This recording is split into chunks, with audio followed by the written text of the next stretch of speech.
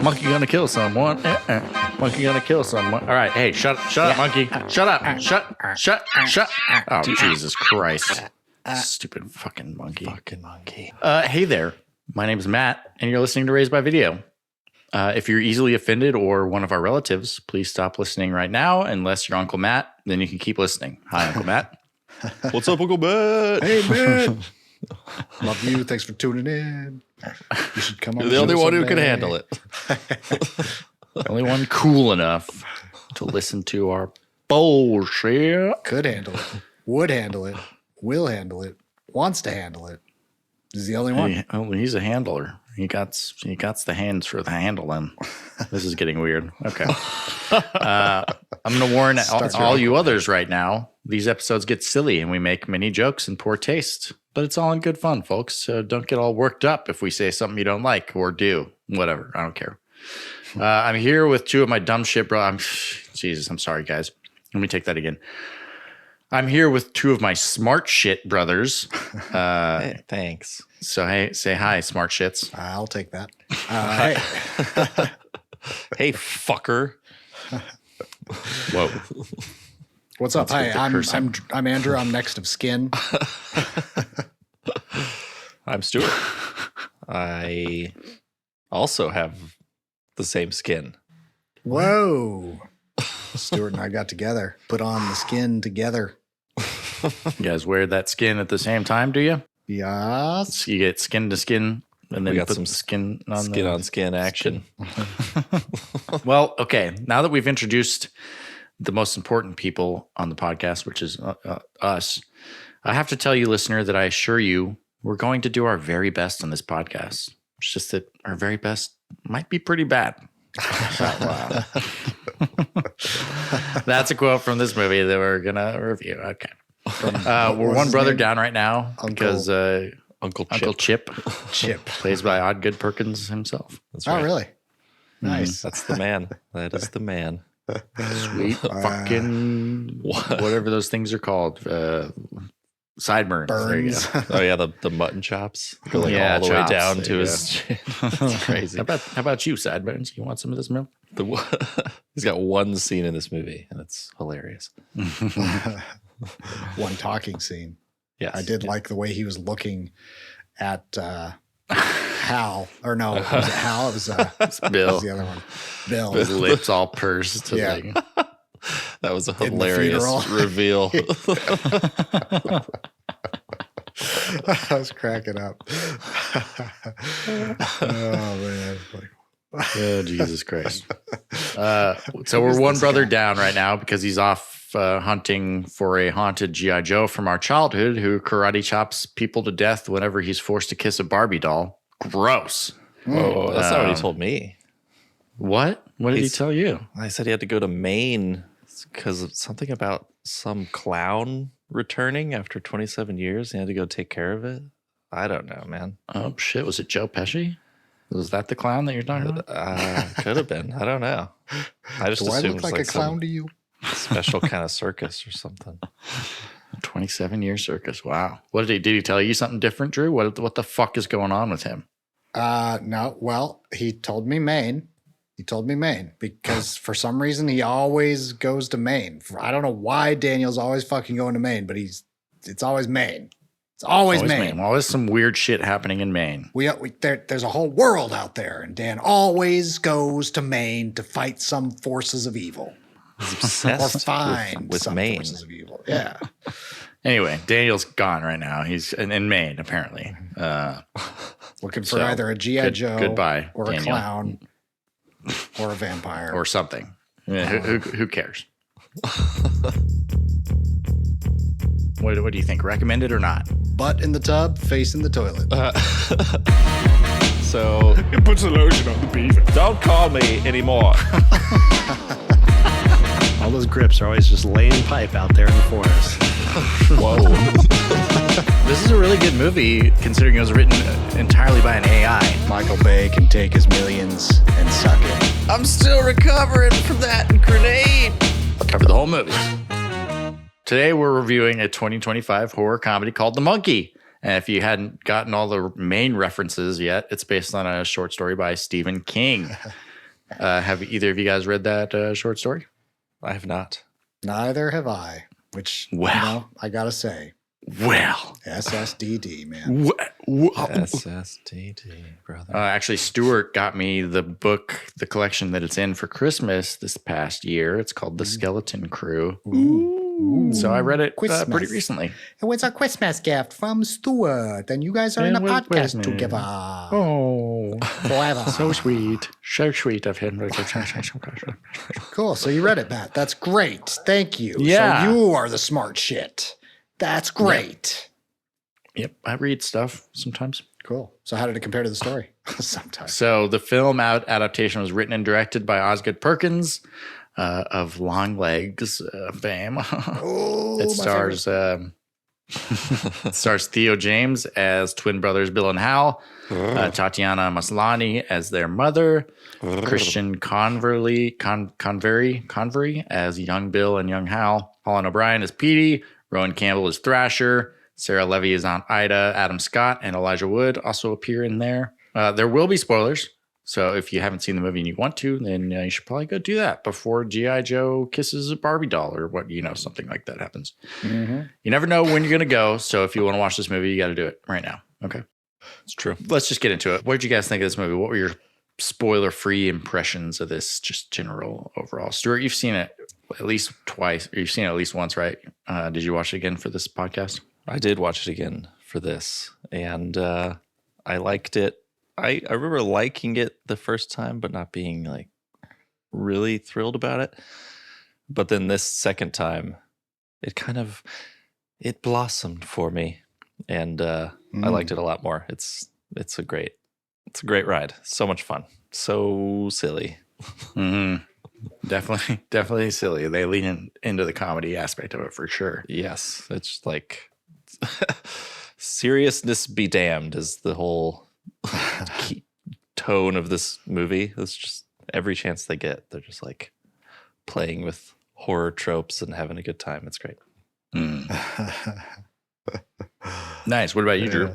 I really liked this. I had such a fun time from the very first scene with Adam Scott. I'm like, oh, fuck yeah. I knew Adam Scott wasn't, I had no idea who was in this, but I assumed that he wasn't going to be in it the whole time. And I was right. So now who's the smart shit now? Yo. Huh. Ooh, you are.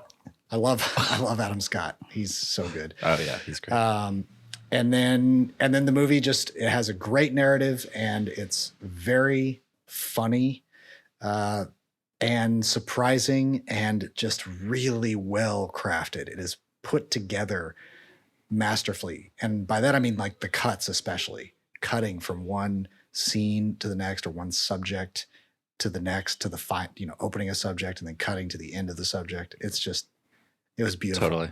And I was laughing out loud, which doesn't always happen in movies. And yeah, I was just giddy as a schoolboy. So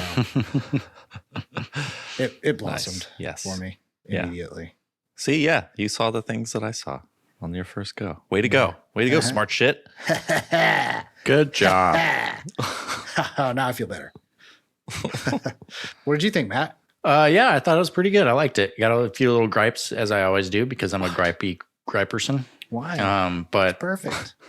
Overall, I thought it was pretty good, pretty fun. I do like me some horror movies, and especially like horror comedies when they really just don't take themselves seriously.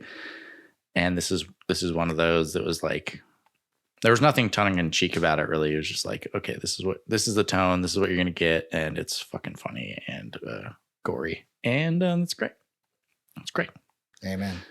Nice. You know what? Yes. I recently watched the most recent Final Destination, and I mean that movie's kind of ridiculous as all of those are, but I don't know, it just like takes itself a little too seriously, and so comparing them, they're both of these movies have ridiculous deaths in them, just but the monkey did it better. Nice. Because it's like the monkey had to use anything at its disposal. I don't know. It's like those are trashy horror movies, which we all love, but this is like a good, like a really well made cheesy horror movie. Right. It's weird. Yeah. It's not exactly where the central tenet is. How is this person gonna die next? That's not the central thing necessarily. But with Final Destination, I haven't even seen I think I saw the first one when it first came out many, many, many years ago, but I haven't seen a single one since then. And I feel like the first is the only one I've seen too. and Yeah, was I mean, just it's just more of the same. so Essentially. Just new ways of people dying. Right. That's about it. Whereas, there were a lot of creative ways that people died in this one. But what I liked about this one is that wasn't what the movie was about. And they didn't dwell on it. I don't know. It was a little more tasteful from what I remember of the Final Destination movies. Like there's a roller coaster that might kill somebody, or I don't even remember how people die in Final Destination, but it was this one was more, the monkey was more, I guess you're kind of like, how is this next person going to die? But you're not connected. I think to that the is a people. big part of it. But yeah, there's actually like decent acting and a good story, and and then the comedy does a lot for it as well. The comedy does a lot, and it feels like the setups aren't as like it's more just like it's like life, as it says on the box. It's just boom, all of a sudden there's not this long setup before somebody dies. It's a short setup, and then the person dies. And sometimes you don't even see the person die, like Uncle Chip. You don't even see him die right at the beginning or near the beginning. And I really like that about this movie. Or like the woman who dives into the tub, a really cool death, but the pool it was a really cool death, but it didn't we didn't dwell on it. It was just boom, it happened, and boom, it's done, and we move on. So it was fun. Yeah, they build tension around very well, most of them masterfully. But it's not like the core of the movie is totally about Hal, his relationship with his family, his kid, his mom, his brother. Yeah, that's what it's all about. The monkey's kind of part of the family too, and the monkey. Yeah. And it's about death. It's an exploration of death in a way that the Final Destination movies are not, I think. Yeah, I think you're right. Okay, so what I'm going to do is I'm just going to go through this in some detail, but I'm not going to get super into it. So let's just start from the beginning. This movie opens up. Who else got Tarantino vibes with like the fucking song that's playing at the beginning and the title cards? And I just thought, this is like a Tarantino opening. Yeah. Oh yeah, sure. I kind of didn't exactly strike a chord for me, but yeah, I could see that. Well, fuck you then. Okay, let's keep moving on. He's using this like great 50s stuff, and it's cool to see like an opening credits sequence that's just music and credits. Mm-hmm. Yeah. So yeah, we see Adam Scott coming to a pawn shop looking all bloody. He's in a pilot's uniform and hat, and he tries to return a wind-up toy. Nope, not a toy. Sorry, don't call it that. Don't you ever call it that. It's not a toy. It's a toy monkey with a snare drum between its legs and a drumstick essentially attached to each hand. But see, this is what fucking pisses me off. You know what I'm saying? Because in the original story, it was a monkey with cymbals. So the fact that it just has a drum, it just ruins it. It ruins the whole thing. Wow. 1 out of 10. Bullshit. Filmmakers just butchering Stephen King's work left and right. Oh my God. How Swear could to they God. do this? How could they do this? Did they even call him up and ask him if that was okay? I mean, come on. I feel like there's never been a good movie made out of a Stephen King story. It's crazy. They're always changing stuff. Yeah. So annoying. Yeah, this movie has very little to do with the actual story, which is okay. I think. Really? I think if they went, they just took the concept of the monkey who kills people whenever it bangs the cymbals or hits the drum or whatever, and ran with it. Really, that's about it. And like some of the character names, and it's like about a dad and his son who are clearing out a house, and they come across the monkey, and the dad like recalls all the people that died in horrible ways. And then like, I guess I don't want to ruin this story for anybody who hasn't read it, but I mean, it wouldn't have made a compelling movie. So I was kind of worried about it. And it's definitely, there's not really like a comic or a comedy element to the story, I didn't think. So I think that Osgood did a good job writing this and just taking the concept and running with it and making it a comedy. So that's cool. Sometimes that's appropriate cool. to do, you know? Yeah. Yeah. And it's like a really short story. So I don't know. I don't know how you could have done it different than this while still being very true to the subject or to the original story. So source material. Yeah. That's cool. It didn't bother me. Cool. But here at the beginning, there's some exposition about how if the monkey hits the drum, they will all be, quote, fucked to hell. So like there's this back and forth between Adam Scott and the shop owner. The monkey drums, circus music plays along with it. Nothing happens for a moment. And the pawn shop owner's like, I don't know about you, but I don't feel especially fucked to hell. And then it shows a rat chewing through a piece of string, which knocks something into a harpoon gun. Harpoon gun launches and impales the shop owner. And he's just like standing there with a fucking harpoon through his abdomen. And then probably feeling pretty fucked to hell. Yeah. At that point. And then something hits the harpoon again, and like the harpoon is pulled back with its wire, and it brings the guy's intestines with it. So right off the bat, in the first couple of minutes, you're like, okay, this is going to be ridiculous and funny, and like, yeah. But yeah, and then Adam Scott sees a flamethrower, and he's like, hot dog.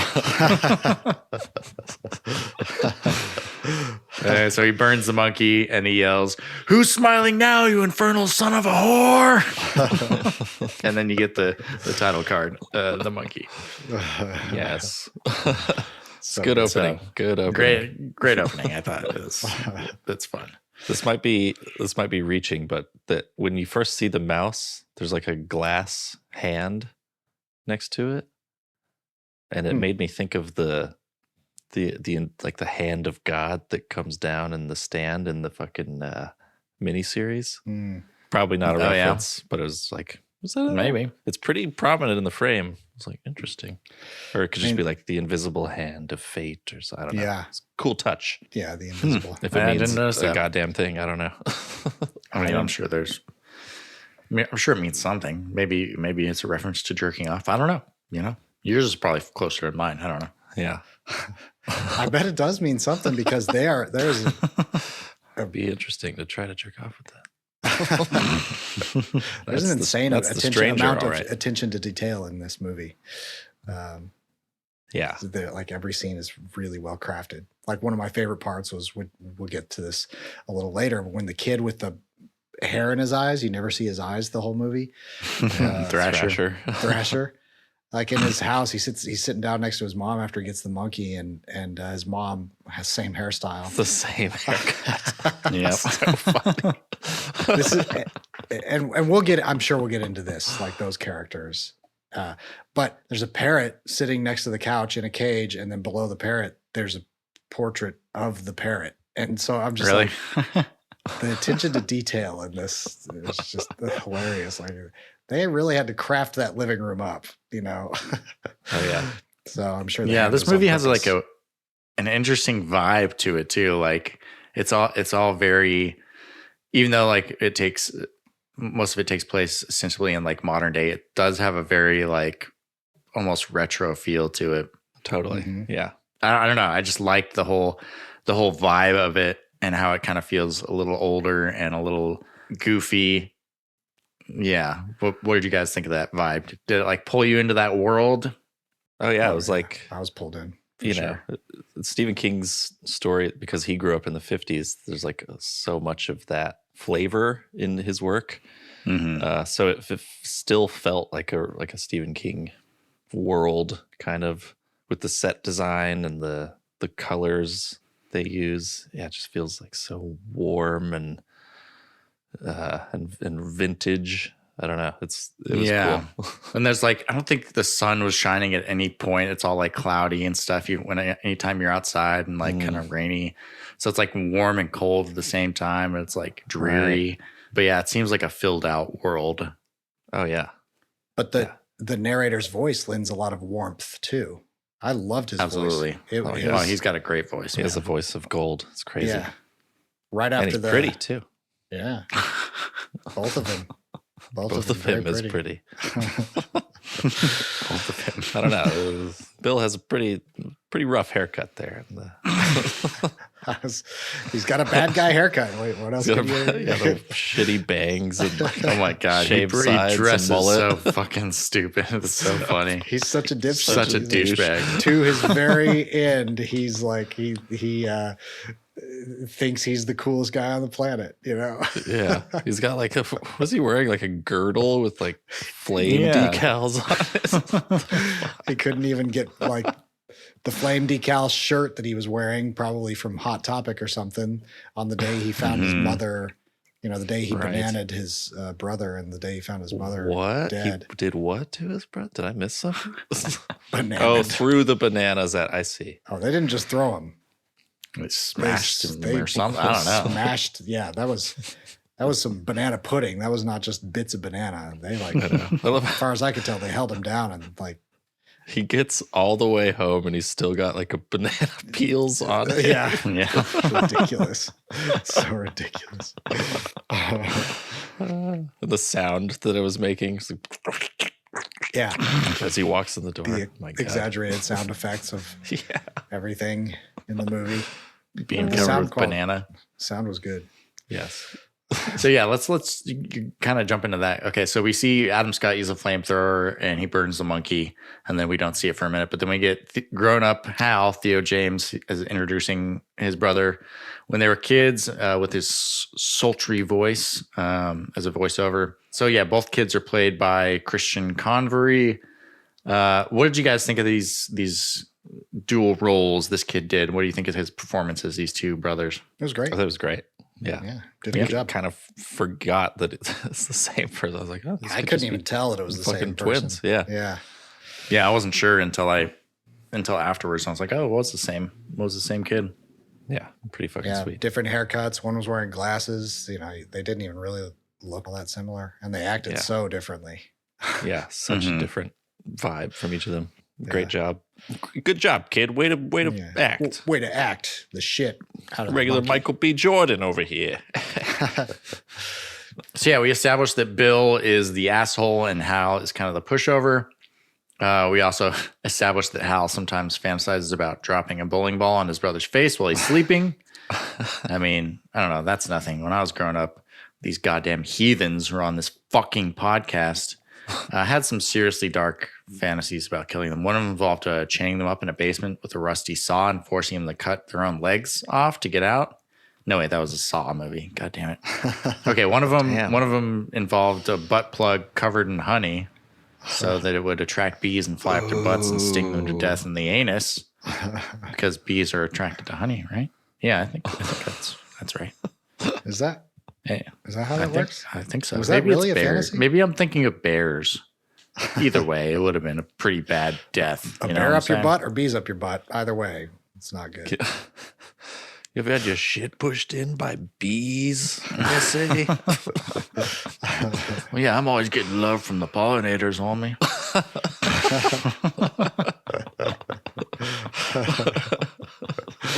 What about you guys? Did you ever fantasize about killing me when we were children? Tell me so I can tell my therapist about it. Well, you guys remember that time that I accidentally set the patch of woods on fire in our neighborhood in Colorado? Yeah. Well, I was out there by the pet cemetery, the old pet cemetery, doing that, and I was actually trying to do a ritual to reawaken the critters, and then they would be like my army. I read it in a book somewhere, What the fuck? and I was gonna have them, attack you guys in your sleep, like an army of adorable darkness kind of thing. Oh. But it Darkness. didn't go well. Turns out pentagram and candles don't really mix well with dried leaves and pine needles. So didn't pan out. Yeah, and a name like Adorable Darkness isn't going to get you very killy. Not very killy. Maybe you would have had one of them like cut one of our Achilles tendons, but that would have probably been about it. Yeah, after that, they don't do anything. They just let you fall down and lay on the ground. That's true. They don't And continue hunting you. muscles are all decayed and stuff. It wasn't the best idea. No, but pretty bad. Pretty bad. I can't believe you did that. You son of a bitch. Hamster. What's that gonna do to you? You know, dead hamster. I mean, I could put it up. Never mind. Never mind. That wasn't how it died in the first place. I told you. Talk about a butt plug. So warm and Drew, furry. any confessions you need to make to us? Well, I did hire a guy to actually do it, but he was on the roof aiming the gun while you guys were playing in the backyard, and he fired, but it just went right over the ear, just nicked the ear, just didn't quite get you guys.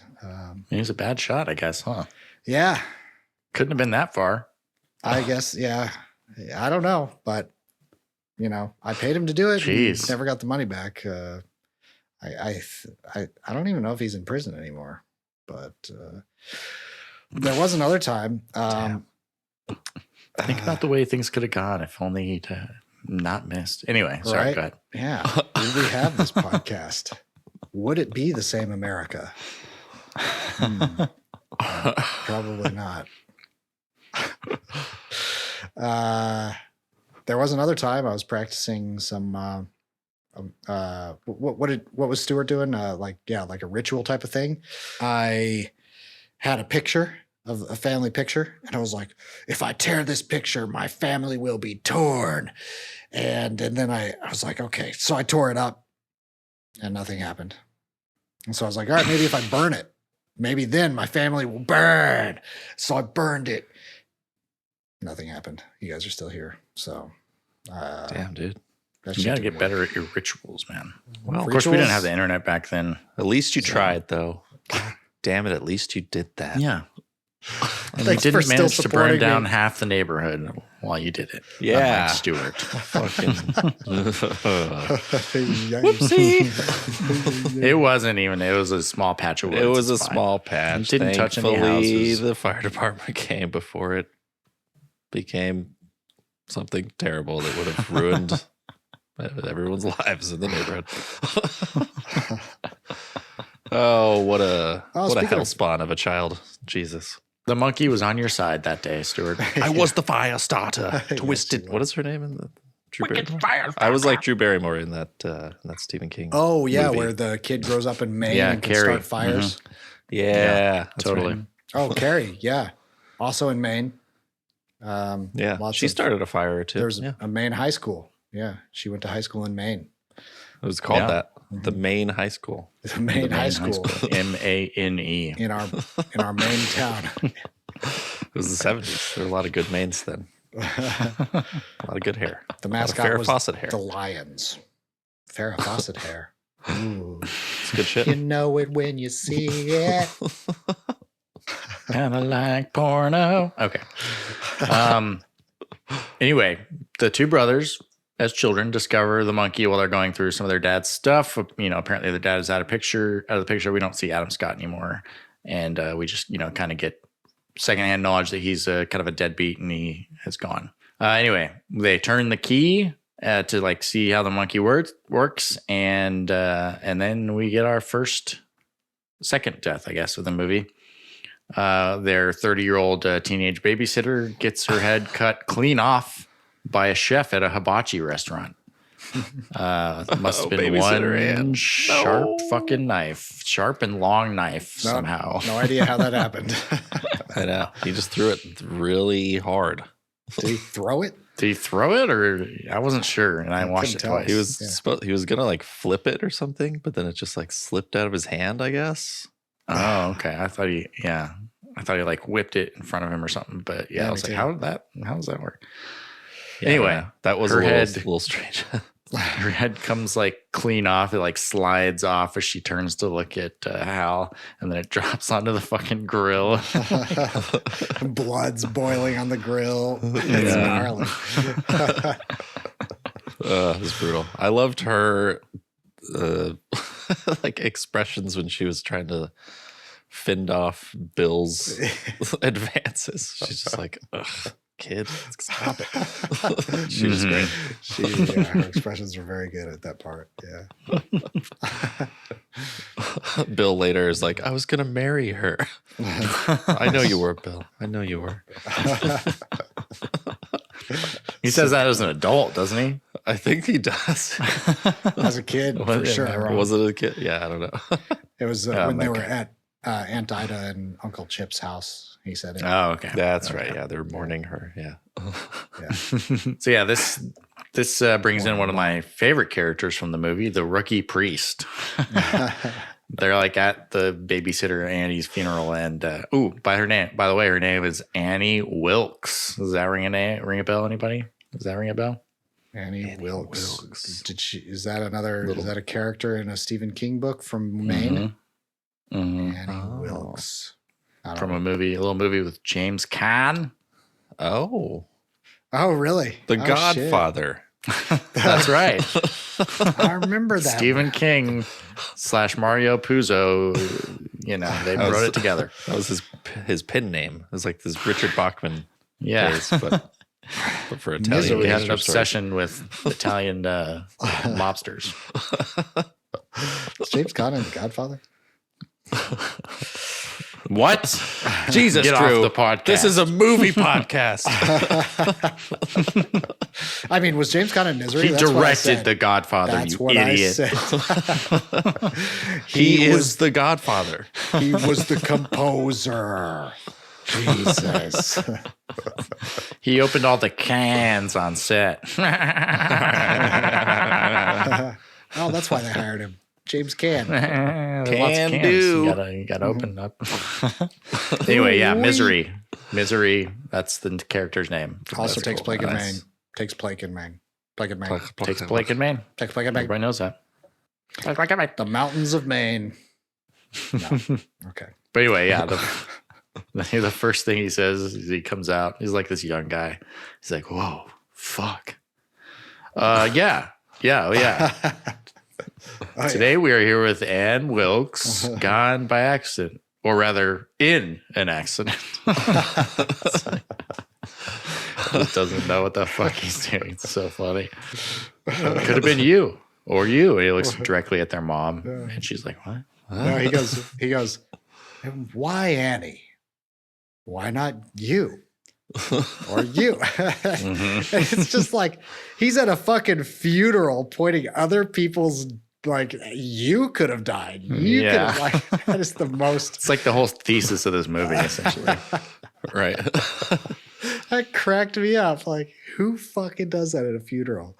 See, that kind of weirded me out the first time I saw it, but then this time it's like, I don't know. It seemed like this is what you're hearing when you're a kid attending a funeral and the preacher's talking. It's just like he's trying to say stuff to comfort you, but it just does not come out right. And you're just, I don't know. Yeah, good call, Stu. He's just as lost as everybody else is. Exactly. You know? Yeah. He's like, it is what it is. The word of the Lord. Word of the Lord. Yeah, it's what it is. Everything for a reason. Yeah, totally. Pretty much. That's what it boils down to, So people say some fancy shit at funerals, and they're like, okay, whatever. It is what it is. Yeah. The word of the Lord. There's no rhyme or reason. Yeah. Right. Yeah. It just crosses himself off. It's so funny. Oh, fuck. Yeah, that was good. Oh, yeah. But yeah, and then their mom is like trying to comfort them and just essentially makes things worse. And she's like, "Oh, everybody's gonna die. You're gonna die. All your friends are. I'm gonna die. We're all gonna die. Everybody's gonna die. Some of us are gonna die peacefully in our sleep. Others are gonna die horribly, screaming against duct tape while we're tied up." It's like, Jesus Christ! Like, whoa. She's not wrong, I guess, but Jesus. Yeah, good Lord. Some people get murdered. Some people die in their sleep. I felt like she was speaking of a fantasy or something. Like, whoa, what? Just trying to be real with her sons, I guess. I don't know. Yeah. It reminds me of a time that Dad. It was 2001, after 9/11, and there was like the anthrax scares. People like anthrax was showing up, and Band? Man, they're Yeah, great. it was crazy. They were killing people? That's crazy, man. But I was like, I went up to Dad. I was like, so Dad, they're just trying to kill like military people, right? And he's like, Dad's like, no, son, they want to kill you. They want to kill all Americans. He was being honest with me, and I'm just like, what? They didn't say it quite so tersely, but he was like, no, they really want us all dead. The radical, like the zealots, yeah, they want you to die. It's like, Wow. Jesus Christ, Dad. He was shooting straight with me. Just couldn't handle it. I mean, I guess that's not really accurate, but yeah. I think he probably believed that at the time. Yeah, maybe so. Yeah. It's like, yeah. Terrorists be terrorizing, They don't care who they kill. They just want to watch the world burn. Yeah, It's not their I world. guess there's some truth in that. Seems like it was all, mixed up in the propaganda, like trying to get us to go to war with Iraq. But I guess that was like 2 years later. But it started at that time. Anyway, whatever. Who cares? Yeah. That's pretty crazy. Parenting's hard. So I was being a preacher, apparently. So yeah, next after some bullying by Bill, Hal turns the monkey's key while wishing for his brother's death. That's what we were talking about with the banana pudding. Well, It's right before that, I just want to put this in there because it was a beautiful piece of comedy. So right after that scene where they dance, he's like, he's like that night of that funeral, that was probably the happiest night of my life. And it's amazing how quickly things change. And then it cuts to girls bullying him. But then it cuts to the monkey is sort of like making itself a presence. And so we cut to the classroom and there's this video, sex education video on. And the narrator is saying, I wrote this down. The narrator is saying, between the ages of 12 and 15, the penis takes on a life of its own. It becomes sensitive to physical and emotional horseplay. Around this time, horseplay. physical and emotional horseplay. And the narrator is so nasally. It's so perfect. It's like, the penis becomes sensitive to physical and emotional horseplay. Let me try the next one. Around this time, the opposite sex becomes both appealing and horrifying. Representing both the comforting mother archetype and the devouring infinite. Jesus Christ, I missed that one. What kind of sex education is going on? That's awesome. That's so good. It lasts far beyond 15, let me tell you that. All right. Still to this day. It's just, it lasts beyond 15. That's just when the life of its own starts. Oh my God. Oh, it was brilliant. And so then the monkey's in his backpack, and one of the girl bullies calls him out and says, oh, he's stroking his monkey, blah, blah, blah. And then the very next scene is his brother and all these girl bullies walking towards him with tons of bananas. And then we hard cut to the banana, the loud, sloppy banana scene that we mentioned. Yeah, I guess I didn't really want to talk about the girls bullying thing because it brings back a lot of bad memories. Yeah, I feel you. But yeah, I had some hurt you? tampons thrust into my mouth when I was in high school. Really? Yeah, they were used. Oh, damn. That's so crazy. I mean, I'll do that, but I got to be willing. That's got to be consensual. It is funny that you say that because I had a similar experience. I was in the locker room. I was taking a shower, and I noticed some blood coming down, from between my legs, like trickling down my leg. Blood come. And I started freaking out. No, Drew. But I was freaking out, but everybody just started laughing and throwing tampons at me. And what? I know, it was fucked up. I mean, the blood was just from when I cut myself shaving my anus, but I don't know. That was the last time I tried to shower in the girls' locker room. That's for sure. Why would anybody make fun of you for shaving your anus? Man, people are such tools. Children are cruel, man. They Yeah. don't understand how anuses need to be Especially shaved. girl children. They're the worst. Girl children suck. Yeah. Fuck those bitches. So yeah, Hal, after he gets bullied by girls and Bananas and his brother, he's very mad. And so he like turns the monkey's key while wishing for his brother's death. Obviously by now he like has some sort of inkling that the monkey is the one that caused the babysitter's death. Yeah, it catches on pretty quickly. Yeah. Yeah, because like when they're in the hibachi restaurant and the monkey is In the van somehow in drumming. the driver's seat of the Yeah. van, he kind of hears the music. He gets like a sense. There's like really efficient Pennywise? way to say like he's understanding something weird is going on. Yeah, he's got a. It's a cool way and a quick way of showing that he's got a sense about this. You can sort of tell. And then in the next scene after that first funeral, the monkey's sitting there in the room and he asks his mom, why'd you put Dad's creepy monkey in our room? She's like, I don't go in there ever since I found that stiff sock. And he's like, oh yeah. That's understandable. Yeah. So he's like, something's weird about this monkey, you know? Yeah. Weird or sexy? I mean, either way. Appealing and horrifying. Could be both. But yeah, their mother, Tatiana Maslany, dies in a rather disturbing scene. I thought probably the most disturbing death in the movie. Yeah. That's for sure the worst one. Ugh. Because Bill comes home and he's like, "Mom, where are you?" And he goes into the kitchen and she has her back turned, but she like says, "Oh," and you see a little bit of blood, and then she turns around and she's like, blood is like pouring out of her eyes, and then she falls and smacks her head on the counter. Yeah, it's pretty disturbing. Yeah, that was bad. So yeah, she's dead. So she's dead. Moving on. Moving on. And it They go to cuts live with the their aunt and funeral. uncle. Yeah. I was just going to skip over that, but you want to mention anything about the funeral? No, because it was the same preacher. But then the only part where I felt really sympathetic towards Bill was when he stood up and said, "Ha, funny joke, Mom, wake up." Mm-hmm. I was like, oh, fuck.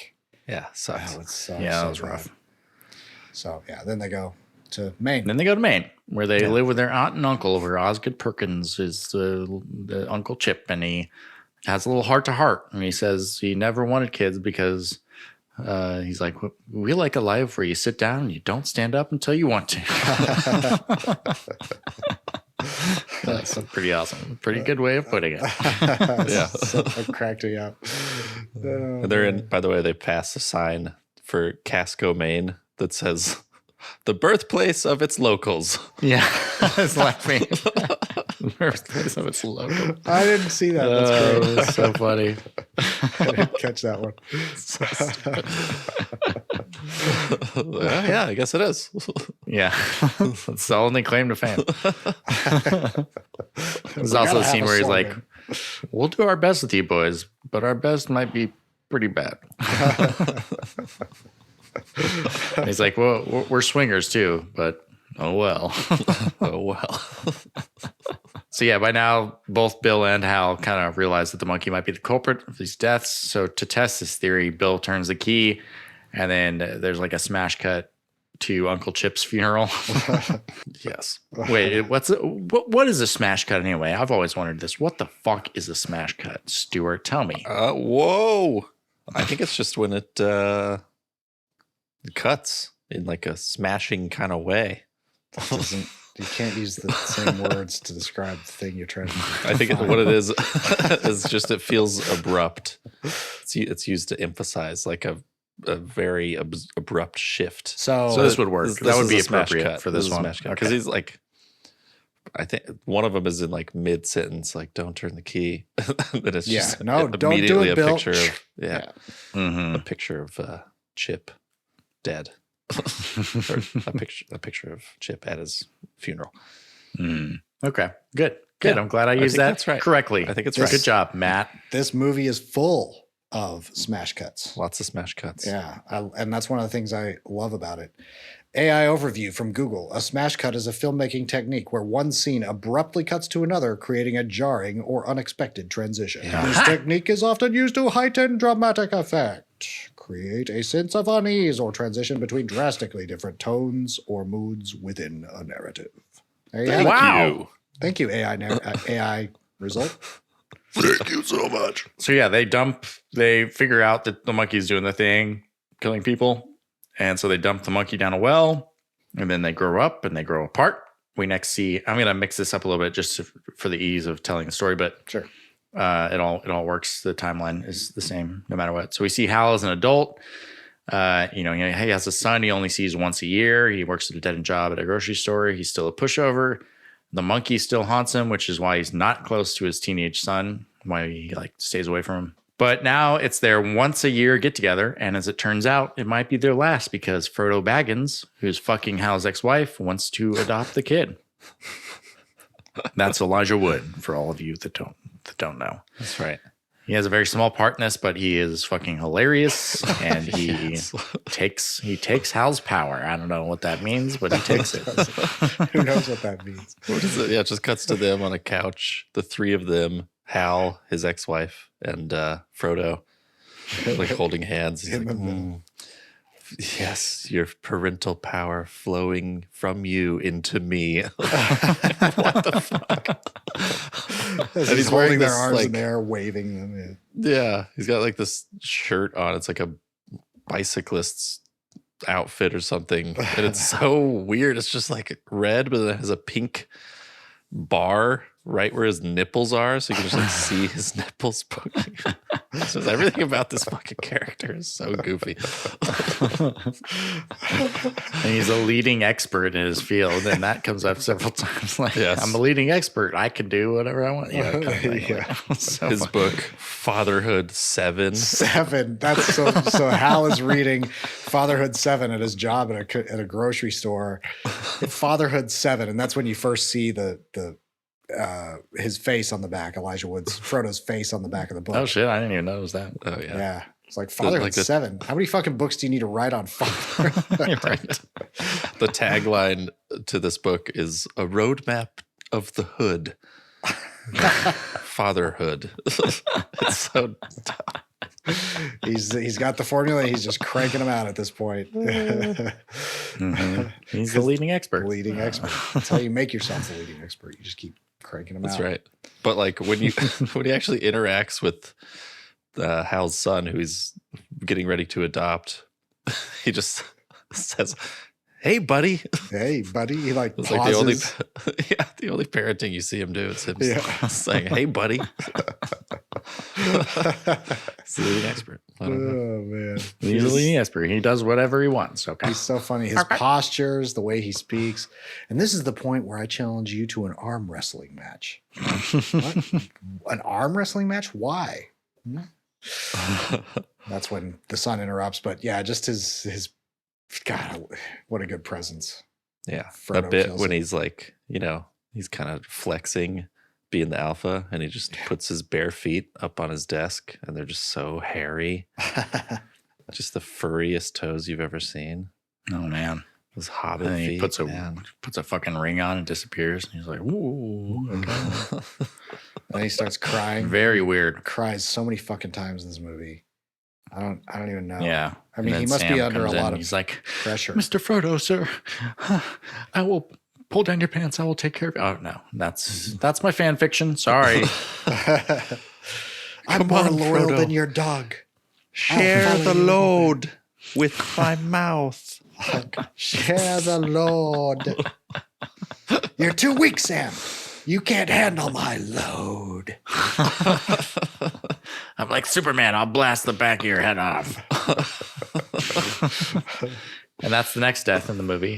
Very weird. Kind of comes out of left field, but yeah, Yeah, blasts a hole in Samwise Gamgee's head. So That's it's too pretty bad. crazy. it's a sad one. Yeah. It's too bad. So Took 3 Hal and movies to his get there. Hal and his son Petey head for the amusement park. That's their plan. They're going to go to some horror-themed amusement park.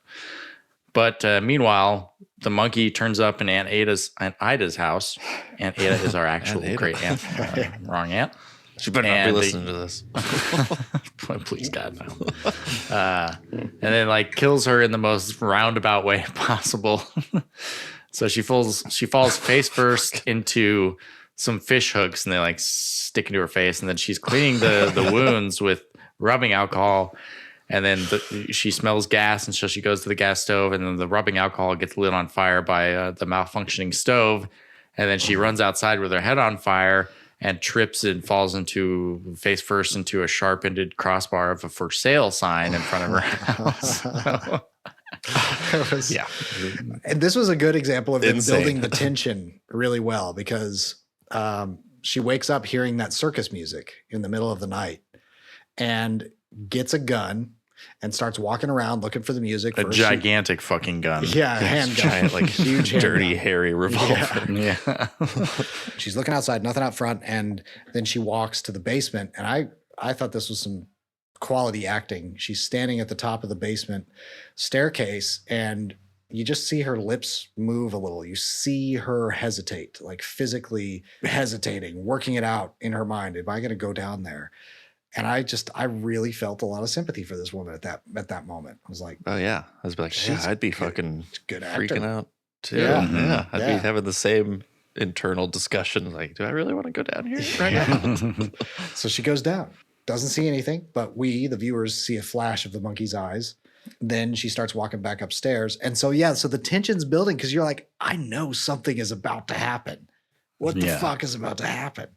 And then, like Matt said, the stair breaks and she falls into some fish hooks. You're like, oh, she's still alive. And then, it's the death. Yeah, they like tease it several times. Like, okay, first when she falls through the stairs, you're like, okay, it doesn't look like that would be enough to kill her, but like, okay, maybe she fell on something. But no, she's still alive. And then they do the whole rubbing alcohol thing, and then you're like, okay, the gas stove is going to explode or something, and the house is going to explode. But no, they don't do that. And then like, they just tease it the whole time. Yeah. It's a pretty long sequence, and then she finally, there's no way you could see it coming. She would have, right? No way. She was running out in the yard with a pot of flowers on one foot. Steps into a pot of flowers that's on Ghost Rider. Freeze frames on her with her flaming head being impaled by the for sale sign. So the monkey's back, apparently. The monkey's back. And then there's an estate sale, and some kid or maybe a grown man with, I don't know, it's hard to tell, but a guy named Thrasher, he buys the monkey. And then like he goes home, and there's like a mention of his mom, who has the same haircut as previously mentioned, saying like, are you going to really sell it to that creepy guy who never comes out of his house? So like, we don't really know who that is at this point, but Hal and Petey's on their way to this amusement park. They get a call. Hal gets a call from Bill, and he's like, oh, our aunt is dead and the monkey might be back. So he's like, go get the fucking monkey, you dumb shit. And Hal's like, no, I don't want to. But then, Hal does the right thing because he's worried about the monkey killing people. And this is where he's at the motel, and a woman, a very attractive woman, if I do say so myself. Yes. Reminds me of Christmas Vacation, National Lampoon's Christmas Vacation scene. The woman walking out in a bikini, walking out on the in a red bikini. Yeah, I love how he's having a serious conversation on the phone, but he sees this woman, and he's just like, Jesus. And then he shakes it off and goes back to his phone call. I love that. Holy shit. It's like such an honest reaction. Yeah, and he doesn't stand there staring. He turns his back, and like, you don't want to be like me. Just stare. He should have gone up to her and been like, you know where the weight room is? I'll check it out. But yeah, she like right as she's about to jump in the pool, and an AC unit falls down and like electrocutes the water, And so she takes a dive off the diving board and just fucking explodes. She hits the surface of the water because that's how that works. I don't know if you guys know that. I'm sure. Yes. That's a lot of voltage. Bam! And like a fucking leg flies at Hal, and he's like, "Wow, what the fuck? Is that a fucking leg?" I was not expecting her to explode. No, that's why it's crazy. so funny. It's like obviously it wouldn't explode, but it's just so funny. It cuts to him saying "Is that a fucking leg line?" And then it cuts back to the pool, and there's a shower of blood pouring, like it's raining into the pool. So absurd. So well done. So he's like, okay, yeah, the monkey is for sure doing shit, you know. Yeah. And so he like wakes up Petey, and they rush over to his aunt's house. Petey's not ready to leave. He's like, No, he's like, "I'm going back to sleep." Go back to sleep. we gotta make like eggs and scramble. Which is a line his mom said. Yeah, this cracked me up. And then there's another hard cut to like them leaving. Like, that's the end of that scene. It was so good. I got him out of bed. So yeah, We didn't need to see it. they arrive at Aunt Ida's house, and there's this whole storyline about Hal not wanting to tell Petey about his family, and he says he doesn't have a brother and all this stuff. But then they meet a real estate agent who fucking kind of steals the show. Her performance is so funny. Oh yeah, she's awesome. But anyway, they go into the house, and they're looking around. Hal is looking around for the monkey because Petey still doesn't know about the monkey. You know, he's like trying to keep him in the dark to keep him safe. And so they go looking around the house, and the lady gets killed when they open a door to a closet, and like a shotgun falls and just blasts her into a million pieces. Like she also explodes. explodes. Yeah. Yeah. And Right next to Hal. yeah, immediately next to him. That was a good tension building scene too. A little different. Yes. Yeah, that's good. Because she was using one key after another to open this door. One key after another. One key after another. And it's just like, fuck, something's gonna happen. The tension. Then, Yeah, there's a bit of music that comes in, and then the look on Hal's face is like something's not right. He And knows it something's cuts gonna back happen. down to Petey downstairs, underneath the burn marks caused by Aunt Ida running through the house with her head on fire. And then she opens. the Yeah, door I think and he it's even like, says like, "Oh no, let's go back downstairs" or something like that. Yeah, he's trying to get her away from the door. Yeah. Yeah. Yeah. But before this even happened, she's all like telling him like, "Oh yeah, a lot of people around here have been dying in the last few days." And then like there's these little like quick scenes of people dying. One guy falls under a lawnmower, and his neighbor or something is getting sprayed with blood and drinking beer while it like just like sipping a beer. It's like, oh shit! Blood Don't see in that his every day. mouth. Yeah. there's such a cavalier attitude about death. Like at one point when they're taking Aunt Ida, her body out of the house, there's like cheerleaders outside in the middle of the night, and they're like, "Oh, they're bringing the body out, yay!" Yeah. And the cheerleaders like jumping around. It's like so fucking weird. Because at this point, it had been like 5 days or 7 days of death every day in the town, right? Yeah, And so now everybody's interested in what's happening. Yeah, it was the I realtor's body they were taking out. Yeah. Oh, in like a bag. And yeah, the cheerleaders are going like, "Let's go, Casco."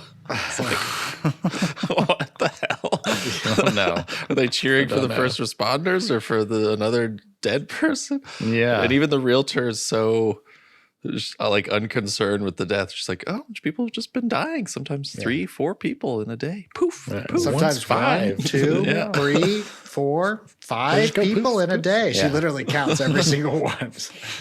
Jesus Christ. She's like, "Oh, it's just the Lord's bowling strikes or whatever." She was hilarious. I Yeah. loved her character. Like Yeah, the she's sweetest great. lady. And, and that was another 1950s vibe you got from her. She brought Totally. the 1950s vibe. And she even had some of these sayings. She's like, "Oh, what was the thing she said? Bless your sweet little head." Did I say that out loud? And, just this, Pretty little head. Yeah. Yeah. And It's like, "Oh, did I say out that loud?" Well, you are pretty though. yeah. and you're like, oh, she's gonna die just because she's such this nice character, this like sweet. I don't know. She was quirky, and so you're like, yeah, she's gonna go. She's gonna go. By the way, when it cuts back to the closet after the gun fell and discharged itself, there's a little like plaque, like stitched, sewn up plaque that says guns don't kill people, people kill people. Yeah, it was like a crochet, not a crochet. Yeah, crochet, something like that. It was one of those things that mom used to do. Funny. Yeah, that's right. I was going to bring that up. A gun just fucking kills her on its own. That's the attention to detail in this movie. Oh it's my so God. good. Yeah, okay, so there's like the lawnmower guy. There's another one who gets his face melted off by steam from a cappuccino machine. He looks like Chris Cuomo, by the way. For some reason. He does look like Chris Cuomo, and that was a pretty good touch. Anyway, a woman gets bitten by a cobra on a golf course. I love Hal's response to that. He's like, there aren't cobras in Maine. Well, there's the one. There's the one. Was this the part when Hal's boss dies, or is that later? Ooh, I feel like remember. that's a little bit later. Is it later? Okay. The boss, who when we meet him is just like staring at the wall. Staring at nothing. Just a big stoner. It's like, oh man, you only see your kid once a year? Shit, man, that sucks. Shit, man, that sucks. He says like that his sucks catchphrase. like so many times. Yeah, Shit, man, that sucks. That's his thing. That's like what he says. that sucks.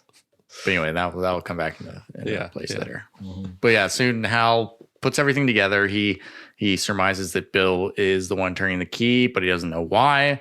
And then we get a voiceover from Bill telling us why. He figured out that Hal turned the key and killed their mom, so he wants revenge. He wants to kill Bill. So he's like turning the key all these times to try and kill his brother. And we talked about this, but he fucking dresses so cool, man. I just want to be him. He's awesome. And his haircut is amazing. That haircut is coming back. You can do it. Yeah, it is, especially in the South. Yes. A lot of mullets, a lot of shaved sides and bangs and mullets going on. Right? But yeah, anyway, the kid who bought the monkey at the estate sale, he thinks it reminds him of his dad, so he wants the monkey back. And he goes to Bill, but Bill won't give it to him. He like tells him to fuck off. So he dresses as a cop. His dad was a cop, and he left his uniform. So he dresses as a cop, goes to Hal and Petey at gunpoint, and forces Petey to go into Bill's booby-trapped house to get the monkey back. Thrasher and Hal stay outside in the car as leverage. He's, Thrasher's like, I'm going to kill your dad if you don't get the monkey. So Petey goes inside through all these fucking weird booby traps and meets Bill inside the house. But Bill convinces Petey to turn the key, even though Hal told him not to. Fucking Petey. Once the key is turned, somebody has to die. So guess who it is? So Thrasher accidentally fires a bullet through the windshield and into a comically oversized hornet's nest hanging from a branch over the car. Thousands of hornets shoot through the hole in the windshield and into Thrasher's mouth. And then they like burrow out of his face and make his jaw fall off and shit. Like, holy crap. That was crazy. It was crazy. That whole scene with Thrasher in the car with them was just comic gold. Yeah. So fucking funny. So good. It's like, I'm going to shoot you both like a lot of times. Yeah. That guy did such a good job. He's mishandling the gun like crazy. He just does not know how to handle it. He's making me fucking pinky in it nervous. Shit. Yeah. So funny. Finger on the trigger all the time. His fucking cop hats are itchy as shit. Like, that's when he accidentally fires. He's like scratching his head with a gun. Oh God. Oh man, he cracked me up. He tells He's like, I hate cops. My dad was a cop. And also they're cops. I mean, what other reason you need to hate them?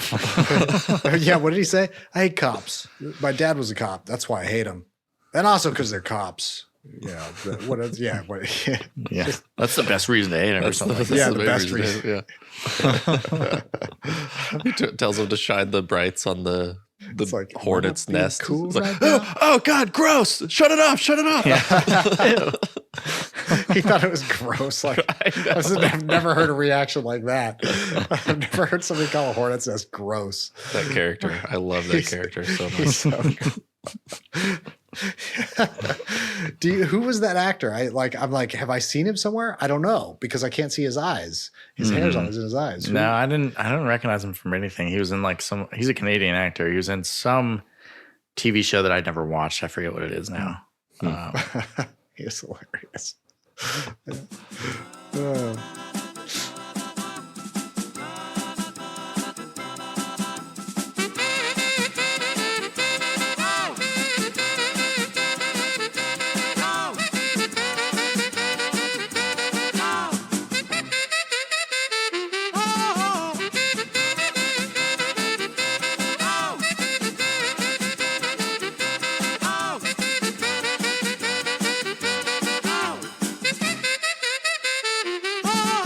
He's a creepy little monkey. You better not turn his key. He's not a toy, don't call him that. He'll pop you to hell with a rat-a-tat-tat-tat. Supernatural evil drama. He'll kill your family, it's a real bummer. He'll paint your walls with blood and gore. That monkey is an infernal son of a whore.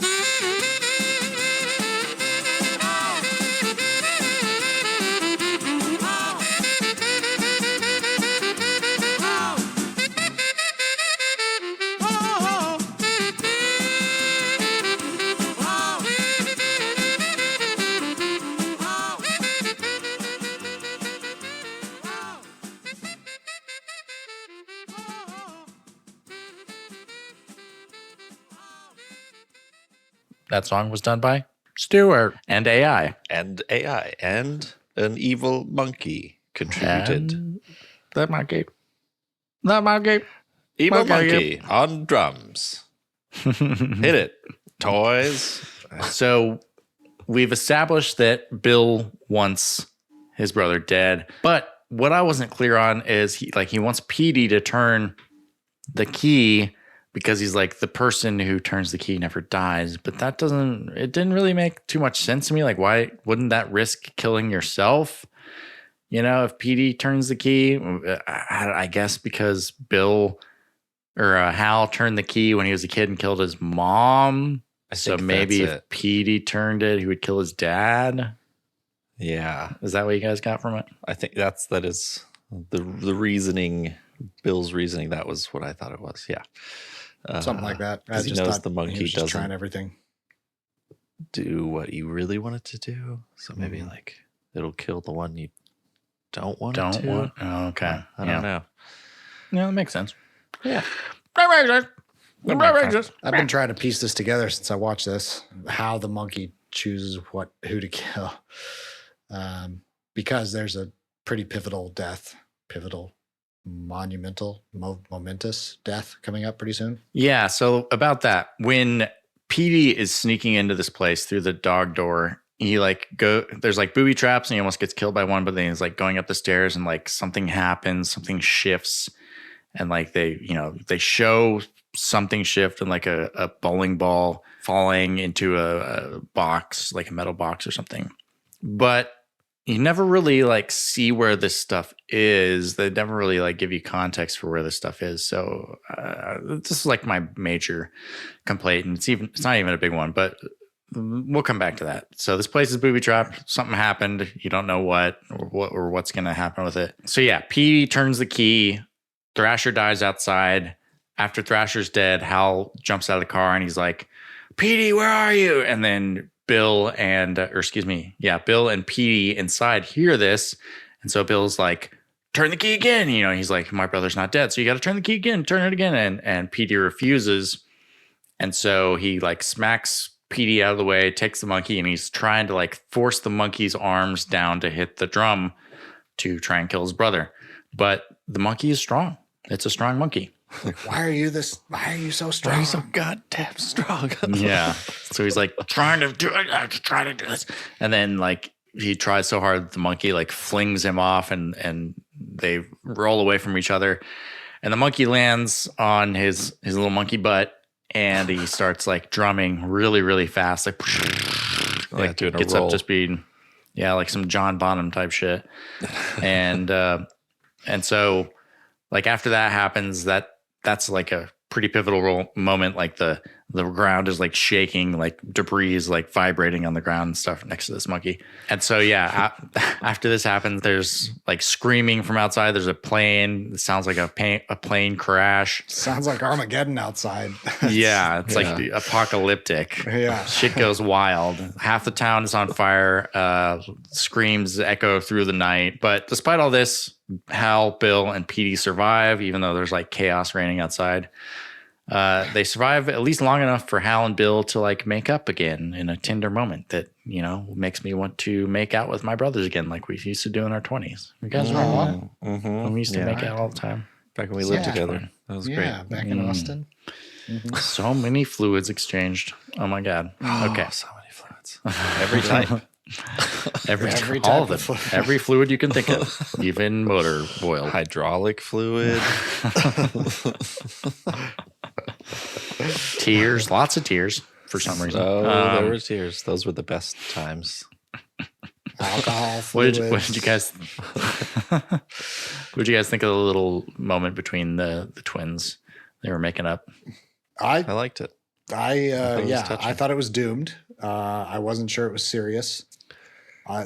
They did such a good job of building the tension throughout this whole thing that I thought Bill was gonna fucking attack Hal. But if I take the tension out of it, it was very nice, heartfelt, and comedic at the same time. Yeah. Yeah, I think they walked a fine line between heartfelt and comedic. I thought it was good. It was nice. It's like, oh. And, you know, and Hal is like, has realized his arc is kind of complete where he realizes, well, not entirely complete, but like running away from death has robbed him of the time with his son. So now he's like, finally, like, I want, even after Bill tried to murder him for so long and killed, it's like thousands of people outside just now. He's still like, come on, brother. Take my hand. Yeah, so it was cool. It was cool. He's like, it was my mom too, you know? Shit. Yeah, the fact that he never thought of it that way cracked me up so No, well. I never thought of it like that. Oh yeah, I guess that makes sense. We are brothers, and twins. Such a selfish prick. Like that is the most selfish prick in the fucking world, except for maybe our current president. You know, it's just like insane how and you get an even more of a feel of who this character is because God, that actor was so good because twice he like reaches out his hand because when the monkey flung him across the room, it injured him, his leg or something. So he couldn't really, it was hard for him to stand up on his own. So he's reaching out to grab Hal's hand a couple of times. And the first time he does the same thing that he had done the whole movie, which is instead of take the hand, he slicks back his hair. And then he does it a second time. And the second time cracked me up because the noise he makes when he pulls it back, he's like, like it's the funniest thing in the world. But it's also, he delivers it in such a way where it's also pathetic. It's just so pathetic. He's like, he's all alone. He can't help himself or something. Yeah, exactly. Yeah. He can't. Yeah, I like Theo James. I've seen him in other stuff, but I've never, like, he's always been like, oh, whatever. Okay, whatever. He's like a pretty face. But in this, he really did a good job, I thought. Yeah, he's great. Playing two characters, opposites of each other. It's so good. So yeah, after this whole heartfelt moment and everything, like Hal helps Bill up. And then the booby trap that I mentioned earlier malfunctions and a bowling ball like shoots up and like takes his fucking head off and smashes it into the wall. Yes. And which was funny. You know, I kind of knew something was going to happen, but not just I any don't know, bowling it kind ball. of bothered me. It was the mom's bowling ball. Lois's bowling ball. Yeah. Is that her name? Lois? Yeah. Mm-hmm. But that whole thing kind of bothered me because they didn't really set it up right. I didn't think. Like I was like, okay, I didn't know this trap was here. Like what? I don't know. I thought it was kind of weird. Not that it really matters that much because it's not, you know, whatever. But I was like, that was weird. I didn't even know the trap was anywhere near them, you know? Anybody else get that feeling? Not really. No. You see like the samurai fuck swords myself are then. kind of, yeah, you should. You heard it here, folks, first. The samurai swords that are hanging, like their whole purpose is to just fall and cut like a string. Yeah. Which It's not to cut the engages person who some other steps on shit. the string. Yeah. It's to, or no, maybe the person steps on the string and then the samurai sword cuts them and it's a fails. I don't know. It was stupid, but yeah, the samurai swords, don't- 3 Yeah, samurai maybe swords that's it. fall on the string to cut the string to set off the cannon. Very elaborate Yeah. bowling ball trap. The same bowling ball that he almost dropped on his brother's face when they were children. Exactly. Yeah. Yeah. It came full circle. The monkey finally killed Did who he what he wanted to kill Yeah. when he first turned the key and killed his mom. Yeah. Even though he didn't really want it. I mean, maybe he did at the Yeah. time, but didn't anymore. But yeah. He was so mad that he's like, kill my brother Bill. You know Bill. He's that asshole who lives down here with me. That's good. Yeah. I thought that was a nice touch. It's like, okay. It's like that final fuck you from the monkey. It's like right after you make up with your brother. Yeah. Kill him 25 years later. That's a good way of looking at it. A fuck you from the monkey, because I was like, what? Like, does it take away the ones that you love? It's like it didn't kill him all these years because they were enemies, sort of, Yeah. They didn't like each other, but then it's like, a mother and the son love each other. And so I'm going to take away the one you love. But since you hate each other, I'm not going to take you away. But now that you made up and you love each other again, I'm going to take one of you away. Yeah. That's kind of what I was thinking. It's like messing with the one who makes the wish. Yeah. Cheating them out of what they want. Yeah. I hate this person yeah. so bad. Please kill him. Nope, not going to kill him. But I'll kill the ones you love. Yeah. Yeah. Okay. Now I'm getting it. I've been thinking about this for a little bit. So, yeah. Nice. And it was like, it was like when they dropped the thing into the well after Uncle Chip's death, they tied it up, or they put it in the box, chained it up, towards the beginning when they were still kids, and dropped it down this well. And Bill's like, we need to keep this out of the hands of people who would use it for pleasure or use it for their own benefit, like the Nazis and the Russians and the Irankis and whatnot. Ronkeys. And whatnot. And whatnot.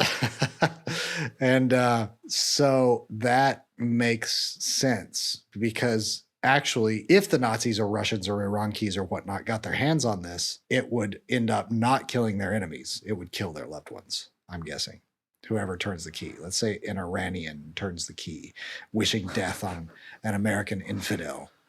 It would probably kill his wife or his kid or his neighbor or something. Somebody he cares about, instead of a goat enemy. would like kick his son in the head and kill him or something. Yeah. Good riddance, you know what I'm saying? Okay. Damn. Yeah. Kill the terrorists, I say. Kill them all. They're all, if they're brown, they're terrorists. That's what We I never think. finished the job out there in Iraq and Afghanistan, Got to go We back. need more Send death them back. over there. Send the monkey. Send the troops back. Send the monkey. Send the monkey back. the monkey, but that means we have to love them all for them to die, right? If Maybe we want the it monkey to kill chooses. them. It chooses what it wants. It's like life, man. There's no telling. There's no no telling. rhyme or reason.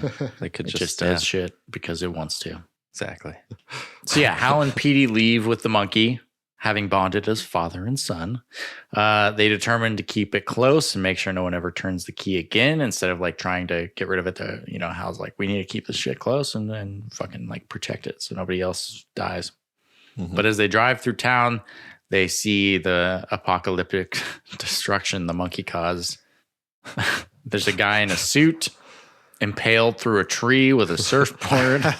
It's very poetic. The surfboard kills the businessman. And then there's like some woman running across the street with like a flaming parrot or whatever the hell that's called. The baby carriage, the stroller. Yeah, baby the carriage. stroller. Like she's screaming. It's just her baby's like on fire. She's just Yeah, running and she's just screaming. running. Oh my God. But this is where Petey has a great line, and I don't know if this is going to be loud enough, but here we go. I mean, I get that everybody dies, and that's life, but this is like everybody dies, at the same time. Yes. I get that everybody dies, but this is like everybody dies at the same time. At the same time. This isn't like life. It's pretty abnormal. Yeah. So they stop at an intersection and they see a rider on a pale horse, and his name is Death. Yeah. At first, I thought that was Stephen King, but it's not. that'd be cool. And Hal gives him a little nods nod at him. Yeah, Stuart was about to say it. Yep. Yeah. Gives him a little slightly Nod to death. perceptible. It's like a little acknowledgement. Like, I see you. I respect you now. And it looks like Petey saw him too. They both saw it. Yeah, they both tracked him walking by. And then a school bus with a bunch of cheerleaders hanging out the window, cheering, drives by. And then a semi truck goes the other direction, decapitating all the cheerleading teenagers. And that's the end of the movie. Both of which apparently ran a red light because Hal and Petey had a green light to go through that intersection. And then the light's still green from where we're looking. So that must mean it's red where the bus goes perpendicular, and then the semi goes perpendicular the other way. Parallel to the bus. It's just so it's like I was wondering about that. Like, obviously neither of them just turned the key. Right. Hal or Petey. I think it's maybe just, you learn this. It's one of the first things you learn as a kid. Don't put your limbs out the fucking window. Don't put anything out the window you're not willing to lose. And these cheerleaders they made the mistake. They didn't listen to their parents. They lost their heads, They lost their heads. It was just normal. Don't lose your normal death. Yeah. Wasn't the monkey. It was just them being stupid. Yes. Let's keep cheering. So yeah, that's the movie. What did you guys have a favorite death? What was your favorite death? I don't know. It's probably the woman in the swimming pool, just because that's the first one that's like Jesus. Yeah. It's just fucking exploded, man. That's probably mine too. That So or the over the top. real estate agent. Yeah. Yeah, Yeah, way the over real the top. estate Both of them are over the top. Yeah, mine was when their mom got killed. That was awesome. Yeah, you Shut like that, didn't you? Actually, you know what? It might be the boss at the grocery store who's who's fucking vape pod or whatever, or something. It's like something gets stuck in the vending machine. And then he's like, shit, man, that sucks. He's like, I'm going to get you. Goes to take a puff out of his vape and steps on a rake, and the rake jams the vape into his throat, and it's sticking out of his like sticking out of his so neck. deep in his throat. He still managed to go, shit, man, that sucks. Shit, man, that sucks. Yeah, So dumb. Where the fuck did a rake come from? exactly. I think it's gonna be something with the vending machine, but no, it's just Yeah. Amazing. And a rake is like a classic comedy trope piece. Yeah, exactly. Yeah, Steps on a rake, like Sideshow Bob. Right.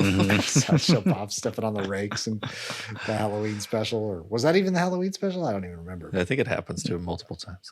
Okay. yeah. I don't think the first one was a Halloween special.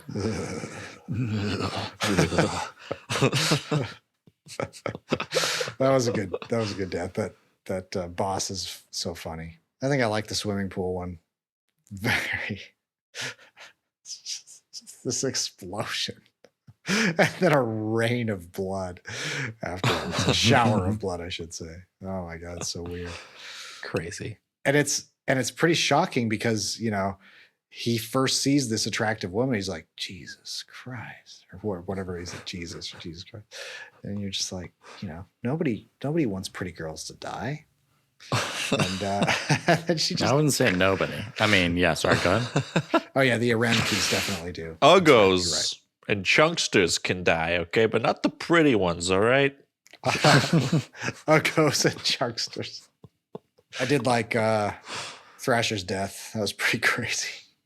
It was like, it was too fake, but it was still cool. Yeah, so let's talk about that for a minute.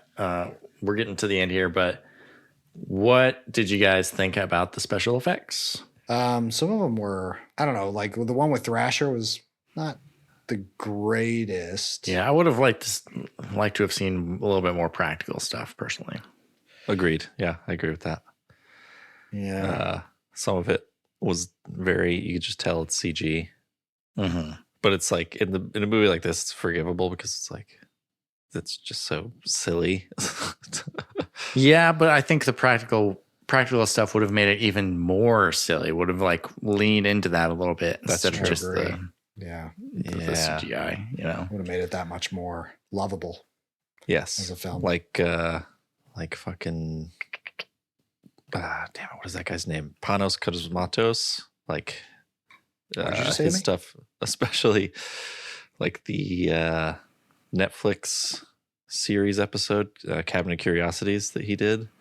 And you got like a guy's face melting and shit, like these crazy practical effects. I still need to watch all those. Damn. Oh yeah, Which one? Which episode was that?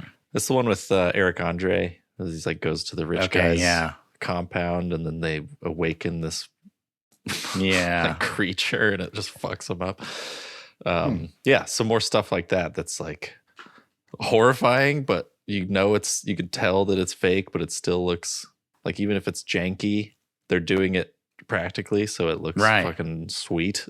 Exactly.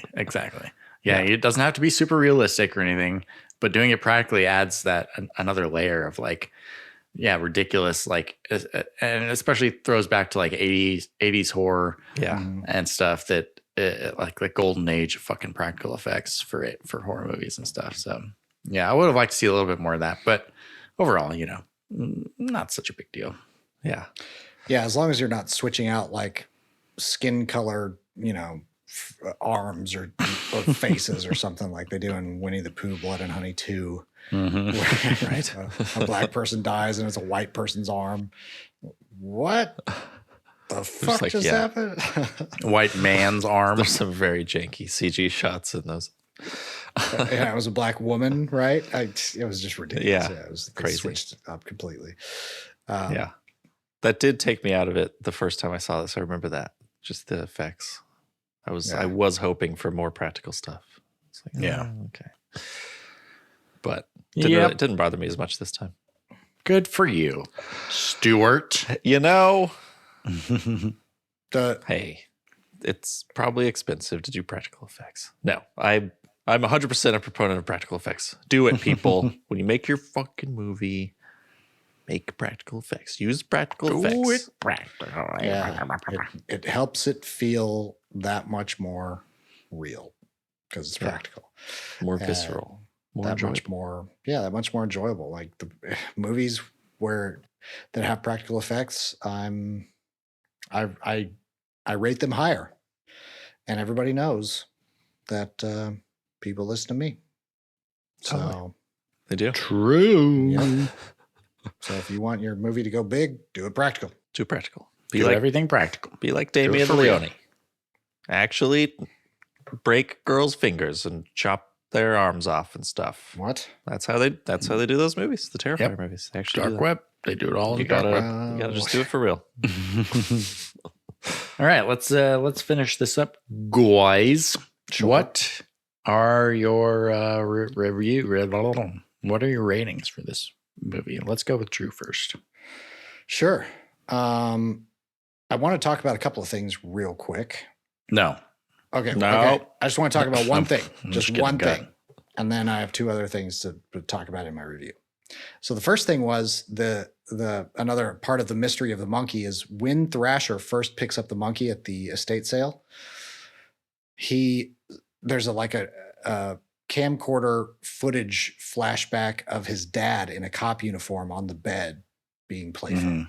And then he's talking to his mom and his weird, possibly twin brother on the chair in their house. And he's saying this reminds him of his dad. And then later he says the monkey reminds him of his dad. But then also Hal and Bill got it from their dad, who was also a uniformed person. I'm just like, what are the parallels here? Because Thrasher's dad was a cop. Hal and Bill's dad was a airline pilot. And both wore these, uniforms. And both of these guys have brothers, or are brothers, because Thrasher's brother is a kid who apparently has PTSD sitting in his army uniform next to his mother, just staring at the TV, not saying a word ever until Thrasher asks him about ammunition. And so I'm like, what is the connection here? Does this monkey thrive on attach itself to people who have missing daddies or daddy issues or something like this? I'm just not sure. Maybe it's not even worth looking into, but the fact that there was a flashback to Thrasher's dad as a cop on a bed having fun means something, right? Yeah. Maybe it absorbed it from Bill and Hal or something. It's like I don't know. attracting others like it. Who knows? Okay, so I just wanted to mention that. And then this brings me into one of the things that I liked about this movie, which is that it offers no explanations. And I really like that about most movies we see these days take pains to explain things in just boring or incredibly annoying exposition. And this movie had none of it. We had a narrator, which was good because the guy has, as you guys said, a voice of gold. So it's kind of like built-in exposition, but that's a fucking narrator. That's completely forgivable. I don't mind movies that have narrators. It's like, what would The Shawshank Redemption be without a narrator? What would A Christmas Story be without a narrator? You know? So yeah, I don't mind narration. But I love that we don't have an explanation about this monkey. It's just some sort of demon. You're just left to figure it out. Like, what the fuck? Nobody knows. We don't know. You don't really need one, you know? You don't. Yeah. And why did Bill get killed instead of, you don't know. So I like that. I like no explanations. I like the hard cuts that do the explaining instead of exposition. Like the hard cuts explain everything that you need. You don't even need to see the whole scene. And that's one of the reasons this movie was only a minute, 32 runtime or something, right? A minute 31, an hour 32, hour 31 runtime. Damn, that's fast. It's pretty short movie. Yeah. Mm-hmm. Yeah, good 90 minutes for like a horror comedy. I think that's pretty standard. Pretty efficient. Yeah. All those cuts took out a half an hour of viewing time, So and then the one thing that really pissed me off about this movie that I'm like, God damn it, what the fuck are you even doing, Osgood? No love interest. What the fuck? How do you make a movie with no love interest, for fuck's sake? Well, there was the girl at the swimming pool, but so it's a tragedy, really. Wait, I thought it was the son. I thought that was a lot. I could be wrong. No, the son and the realtor were gonna get it on. They had the chemistry there. They were gonna get it on. You know what I mean. So no card then? Okay. I'm going to give this a 9 out of 10.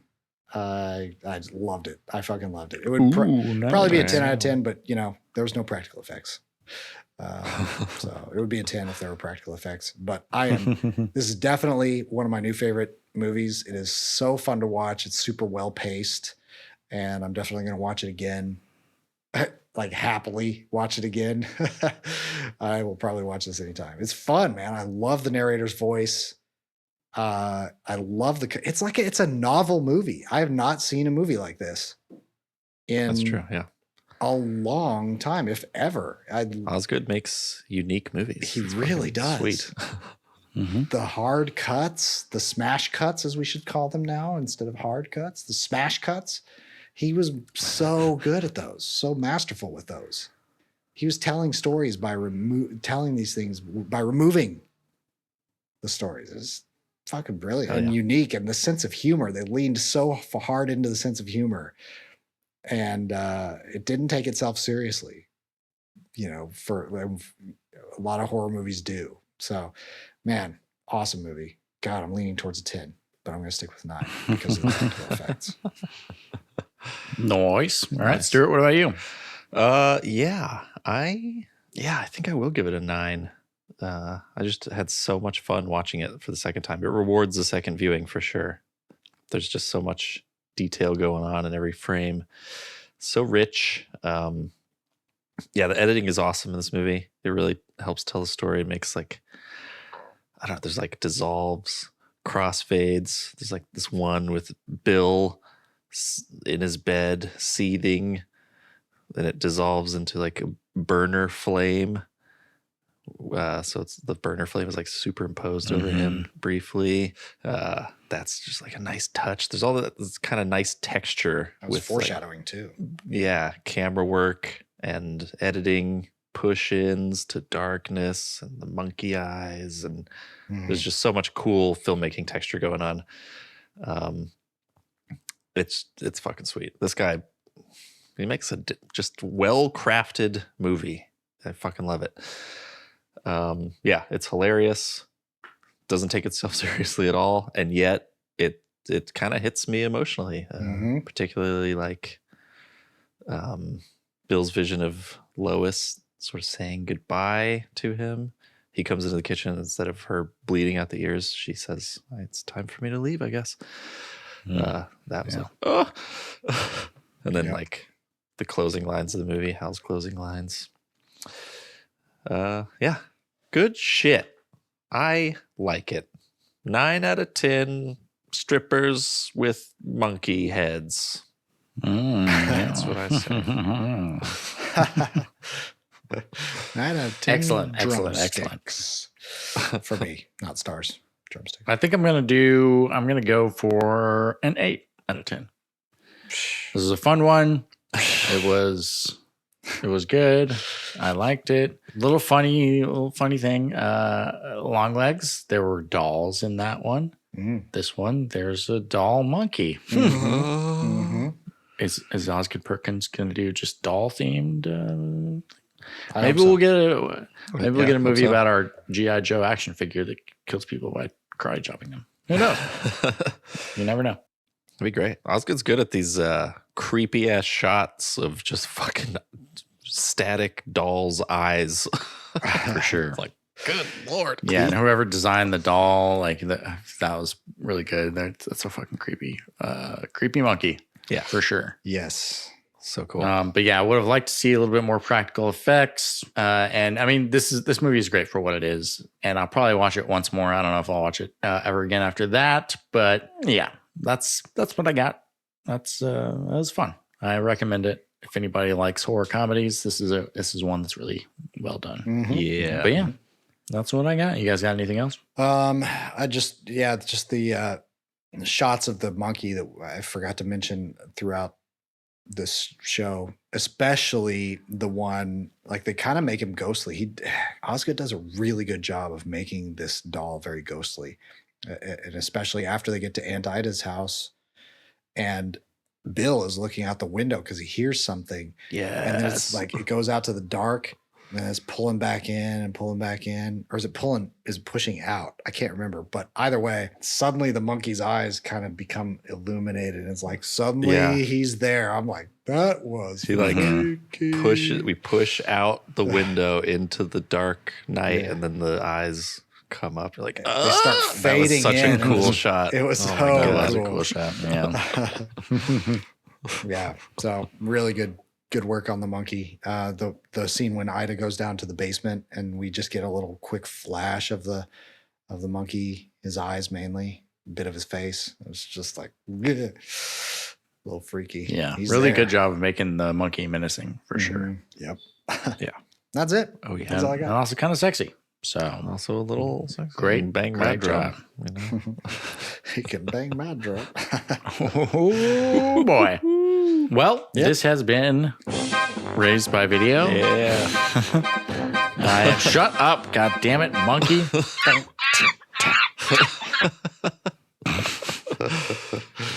I've been your host, Matt. Thank you for listening, boys. Say goodbye. I've been Stuart. Thanks for listening. Turn the your- key and see what happens, bitch. Bitch. And I'm your co-host, Andrew. And that's it. Great. Good. Bye. Yep. All right. I ride All a right. horse. You shut your face!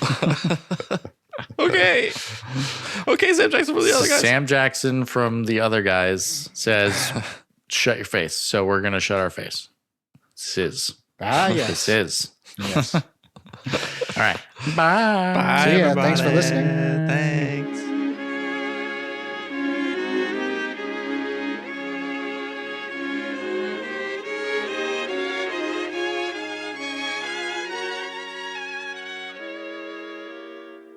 This movie is made by Osgood, which is probably why it is good. The funny thing about Osgood is that he really is good at writing and directing movies. Yeah, his movies are really groovy. Mr. Perkins is his name, and perking me up is his game. That's why they call him Osgood, 'cause every movie he makes is good. Osgood is good. Why is Osgood so good? Osgood is good. Why is Osgood so good?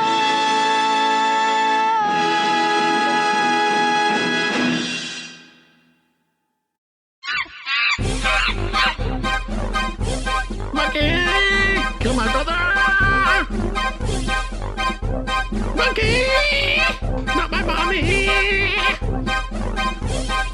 Osgood!